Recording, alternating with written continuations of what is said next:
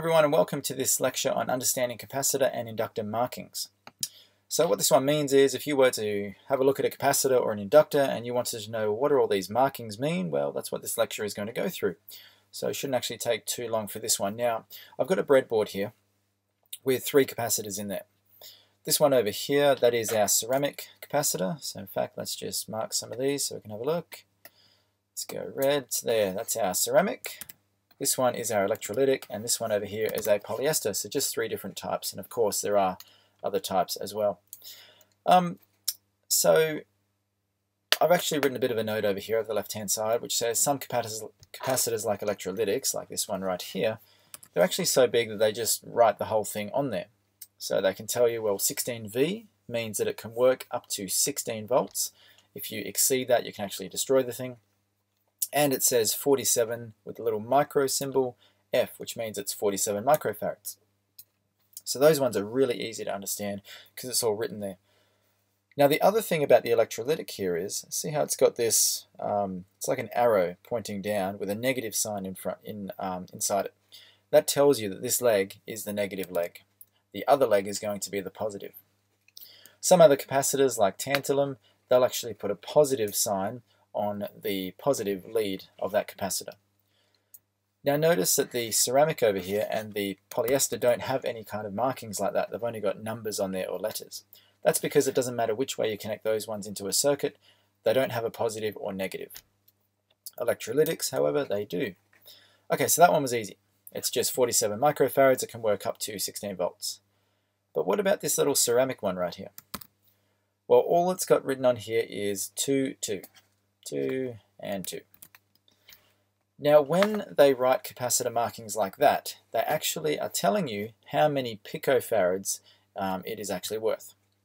So if it's just got 2, 2, it means that it's worth 22 picofarads. If it had a third digit there, very similar to what we did with our resistor color codes, the third digit told us how many zeros to add, or the multiplier. So to understand this a bit better, let's go to the polyester. This one has 1, 0, and then 4, which means you have the number 1, you have the number 0, and then the 4 means how many zeros to add. 1, 2, 3, 4. And that is given in picofarads.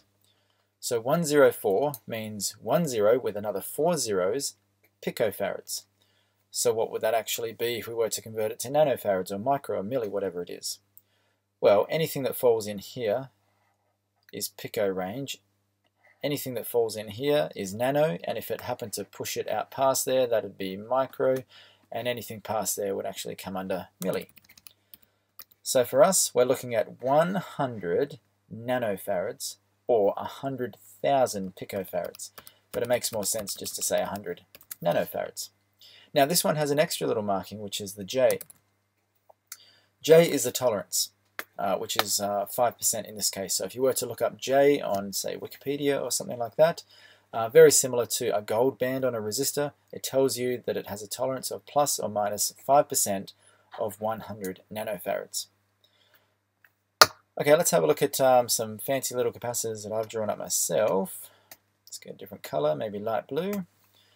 So here's 4, 7. So let's try and work these out together. The first digit you just write down as a 4. The second digit you write down as a 7. There's no third digit, so it's just 4, 7 picofarads. This one, we write down the first number, 2. The second number, 6. The third one is how many zeros? So 260,000 picofarads, or 260,000 picofarads. A better way to write that is 260 nanofarads. 101, we write down the first digit, the second digit, and that's how many zeros to add, which is just 1 0, so that would be 100 picofarads. Nothing else needs to be done to that. 782, you'd have the number 7, you'd have the number 8, and then that's how many zeros to add, 7,800 picofarads, or 7.8 nanofarads. Remember, this is the pico range in here. Now we're 1 past that, so it's 7.8 nanofarads. That was good fun. What about these ones? Well, in fact, we don't even have to do anything with these because it's already written there. So 200 volts, 0.2 microfarads. Now, electrolytics will basically always be dealing with microfarads rather than talking about nanofarads, but we could also say that this one is a 200 nanofarad capacitor because it's 0.2 micro. 1,000 microfarads, you could also say that as 1 millifarad, but again, they generally talk about it in terms of microfarads. 1 microfarad, that's easy, that's 1 microfarad, and 220 microfarads. And of course, these ones also are pretty handy because they give us our maximum working voltage. Alright, so the one last thing that I want to add before we go into inductors is that if there's no tolerance written on any of these, which all of these examples here, they haven't got tolerances on, the only one that had a tolerance was this J over here. If there's nothing written on there, then we just default to plus or minus 20%. So if we've got a 1 microfarad capacitor, and it didn't have anything written on there in terms of tolerance, it would be plus or minus 20% of that 1 microfarad. Alright, now let's get on to inductors. Okay, so we've already said inductor values are given in in henries, but in this case they're actually writing them in microhenries, kind of like we're writing the capacitors in picofarads. So if you have 1,000 microhenries or more, then you would call it millihenries, and then you can go above millihenries to get into just full-blown henries. Okay, let's have a look at this very left-hand one right here. So this guy, in fact, let's get a bigger thing. There we go. So this one over here has 100 dot. So this one's very similar to what we did with the capacitors. The first digit is just a 1. The second digit is a 0. The third digit tells you how many zeros to add. It's telling us to add 0 zeros, or no zeros. So simply, it's 10 microhenries. What about this one? Well, this one actually uses a color code, which lines up with the resistor color code. In fact, you can kind of call it the electronic component color code. So let's have a look at that on the next page. And by the next page, I mean the next page. So in this case, we've got the values: black, brown, red, orange, yellow, green, blue, violet, gray, white. And we've also got some tolerances down here. So this one is blue, which is 6, gray, which is 8, and then it's got brown, which is 1. So we've got 6, then we've got 8. The third one tells us how many zeros to add. Brown is telling us to add 1 zero, so it's 680 microhenries. Now there's no tolerance bound on here. That means it defaults to plus or minus 20%. If it was to have a gold band, it'd be 5%. We could have silver at 10%. We could have brown as 1%, and others. Now this one here, this is actually on one of my circuit boards that I use. This is that special power supply that can convert a low voltage into a high voltage. This one has 330 on it. So in this case, the first digit is a 3, second digit is a 3, the third digit, this is how many zeros to add, which is no zeros, so we just don't put it in there, and it's simply microhenries.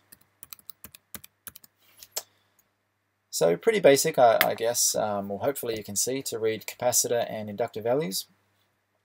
Now I've provided this here for you guys to have a look at yourselves. So, I mean, as you can see, these ones here, they look like resistors. However, if you recall that I mentioned that they were green, so you can kind of pick your inductors from being a bit fatter than resistors generally, and they are green. Actually, no, I'm going to give you a quiz anyway, so let's go through these together rather than just getting you to do them. So, 101, we put the first digit, the second digit, and that's how many zeros to add, 100 microhenries. What about this one, 220?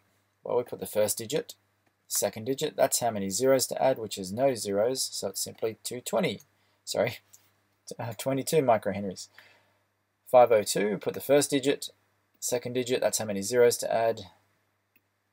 Another way of writing that would be, so that's in the micro there, so we've now busted over into the milli, so it'll be 5 millihenries. Color codes. So let's see if you can remember these. Red is 2. We've got another 2 and another 2, and that's how many zeros to add. 2,200 or 2.2 millihenries. Orange is 3, black is 0, brown is 1, which means add 1 0. So there's our 300 microhenries, and let's have a look at this one. We've got yellow, which is 4. We've got grey, which is 8. And we've got orange, which is 3, so we're going to add 3 zeros on here. Another way of writing that is 48 millihenries. Alright, so hopefully that went pretty good, because you guys are going to get some questions of these of your very own. Now, you've also got this. I've just included this there just for your quick reference, because again, you can download this as a little resource.